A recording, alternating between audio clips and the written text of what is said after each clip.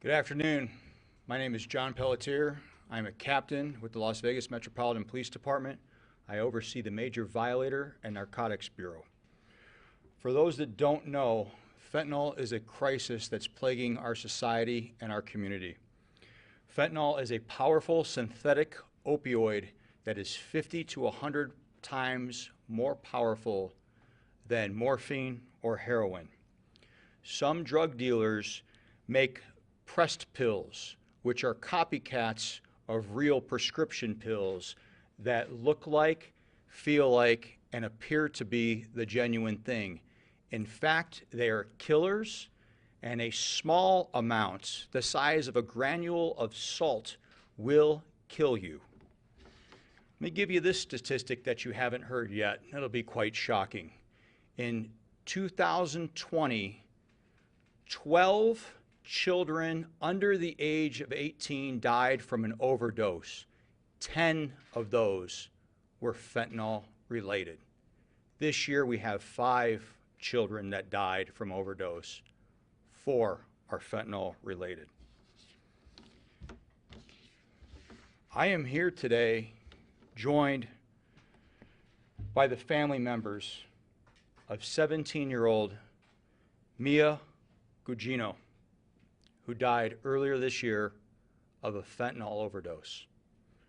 On the morning of February 18th, 2021, Mia's father, Lee, went into her room, found her unresponsive, called for help, medical arrived, and pronounced her dead. They notified officers who responded. Officers observed what they believed to be indicators of an overdose.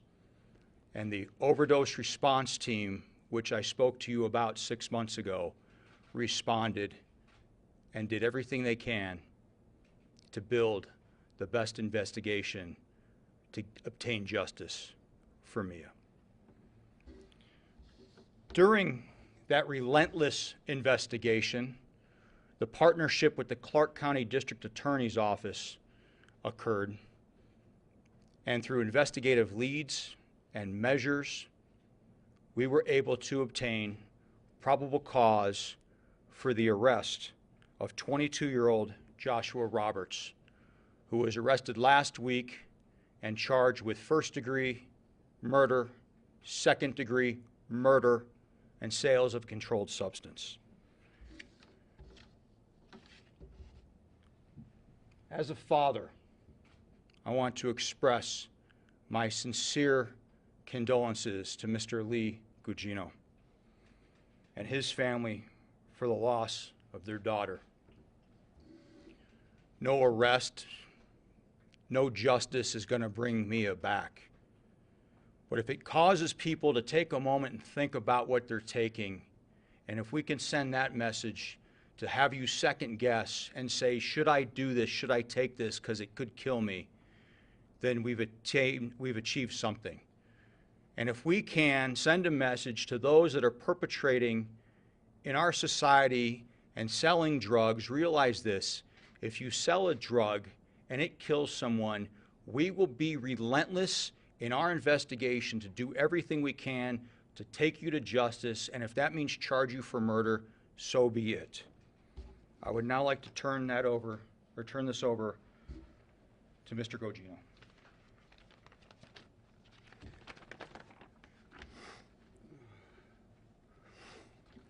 Thank you so much for listening to me and listening to who Mia was and who we lost. For me personally, she was everything.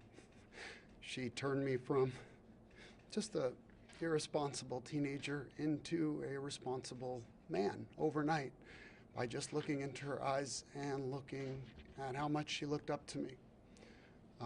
It wasn't always easy.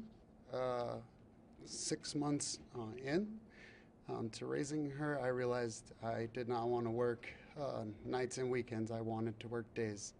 And my parents are the type that you don't have to ask, they just invite. And I moved to my parents, and we both started taking on responsibility of Mia. I went to school and to be a teacher like my mom. And my first year teaching was Mia's first year in kindergarten. From that point, we became an inseparable duo, doing the most that a father and daughter could do. We started inviting kids after school to play sports. It started with some soccer after school. It grew into hundreds of kids, and then we would play basketball in the winter, track and field in the spring, and swim team. And it was never about the sport or the competing. It was all about making memories and relationships and friendships. And Mia was what made it work. She was your consummate athlete that you wanted. She was not just a hard worker, but she was so kind and built up teammates. I remember swim team, we would have 100 swimmers out there that were brand new and so scared. And the first race was Mia, butterfly, and she was just so beautiful and elegant, gliding in and out of the water that you could just see the kids' nervousness just fall away. And she would go immediately out and start grabbing the younger swimmers and getting them into their spot, and they were looking up to her the way I do, as just this larger-than-life goddess. She was so kind. She was the unselfish type, the type that always was worried about everybody else. If it was a competition and the other team lost, she, after 30 minutes later, was, "How do you think the goalie's feeling, Dad? I felt bad when we scored." You know, she was that type. And I said, "Oh, it's okay, Mia. It's okay to win." But she always saw the other side of it. This girl gave her weeknights and her weekends to the community that we loved. We had hundreds of teams, thousands of players that were coached by me and Mia, the team. She was fearless, and she made me so much better than I actually am. This drug, fentanyl, it doesn't give you any chance. That day, she was herself, playing with her daughter, my daughter, our youngest, her sister, doing her hair, doing her nails, cooking dinner. I went to sleep, and I woke up, and everything was gone. It was every day after I go to check my kids to see, are they breathing today? I cry myself through a shower to find out 100 things I could have done differently that would have changed this. And I get into my car, usually late, and I hear Mia's voice telling me, "Relax, Daddy, relax." I'm a teacher now, but it's my first year without Mia, and I just see her running around the field. It's the energy I used to put into the teaching, now I want to bring awareness to this, what's happening. I just really am thankful because so many people reached out that did not have a chance, and for us to have some closure to know that this drug dealer is not walking the streets. So many people still have to see the drug dealer that killed their child, their loved one, on the street. And I'm very appreciative to Captain Pelletier, Detective Williams, for keeping in constant contact. It was very important. Thank you from my mom and dad, from Mia's sister Bella. Thank you from her brothers, and thank you from me. I want to say, lastly, that there was a couple people that really built Mia up to mountaintop heights, and I wanted to say their names. One, the College of Southern Nevada coach, Jocelyn Roach, such an amazing person that gave my daughter a lifetime opportunity to play for her community. Thank you to her coach, Andres Luciano, with the players who, after a devastating knee injury, saw potential to let her play again and get her ready for that. Thank you to the president of that players organization for starting a scholarship for Mia. And now I can continue my father-daughter work just in another area, bringing awareness that this will kill you. Her last search history was, "What will ecstasy do to me?" This will kill you. If we can get someone to stop and think, live to play another day. Thank you for listening to me.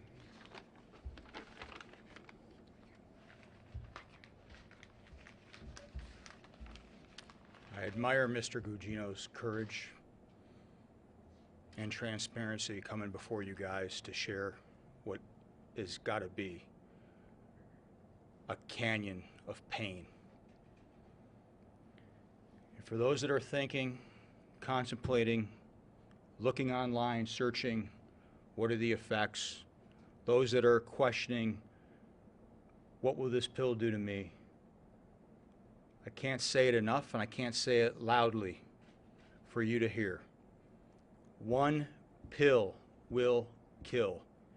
If you are even questioning the authenticity of that pill, do not take it. If a doctor or a pharmacist did not give it to you, do not take it. Do not buy it from someone on the street. And if you are selling those drugs, realize this: if you kill someone, we will do everything, and that includes charge you for murder and send you away for as long as possible. Any questions? Sir? Were there any other overdoses or deaths associated with this suspect? Not that we know of. I want to extend our condolences to you and appreciate your coming forward and sharing your story. What's the connection between the suspect and Mia, and was it that she thought she was taking an ecstasy pill and it was really just pressed fentanyl in the pill? So there was a relationship. I have to allow some of the investigative process to run itself through the court, and obviously some of that I give to you could sway it a certain way. But there was a relationship, and I would guess all the overdoses that we've seen, somebody thought they were taking something that was not what they were taking. And I don't mean to come off that way, but if there was, let's just say, a search for a particular thing, maybe that's what you think you're taking, or you're rolling on Molly, MDMA, and it has fentanyl in it. Well, you saw the picture, the granule amount that can kill you. So, ma'am. How unusual is it to charge someone for murder in a case like this? It's not something that occurs every day because there is so much investigative process and partnership and follow-up that goes in doing it. When we can do it, we will. Year to date, since ORT was created, we have 7 arrests on the dealers. We've got another case in the pipeline, but we're going to do everything we can to do that. So it is something that we have done already this year. It's something we will continue to do until hopefully they get the message and we don't ever have to do it again, but that's not the case right now. Sir? There's been a dramatic increase of fentanyl-related deaths in the valley. It took a couple of years to catch up to some other parts of the nation. How bad can this problem get?